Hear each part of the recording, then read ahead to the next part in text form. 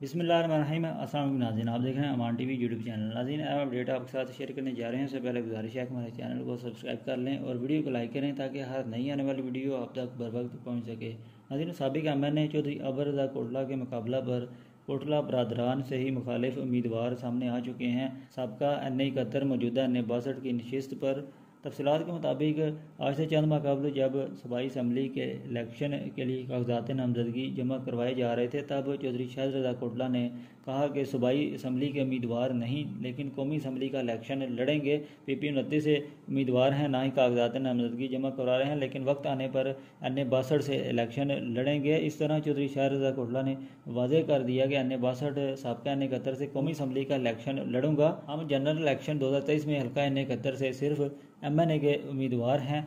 इस तरह अगर चौधरी शाहद रज़ा कोटला मैदान में आते हैं और चौधरी अबर रज़ा कोटला भी नेशनल असम्बली की नशिस्त पर जब वो कंटेस्ट करते हैं तो ये एक जो है वो टफ़ टाइम हो सकता है और कोटला बरादरान का वोट जो है वो डिवाइड होने का चांस है। अगर दोनों उम्मीदवार जो हम मैदान में आते हैं आइंदा इलेक्शन में, तो आपके ख्याल में किस उम्मीदवार के इलेक्शन जीतने के चांसेस ज़्यादा हैं? कमेंट बॉक्स में ज़रूर आगाह करें। अगली वीडियो तक के लिए दीजिए इजाज़त। अल्लाह हाफ़िज़।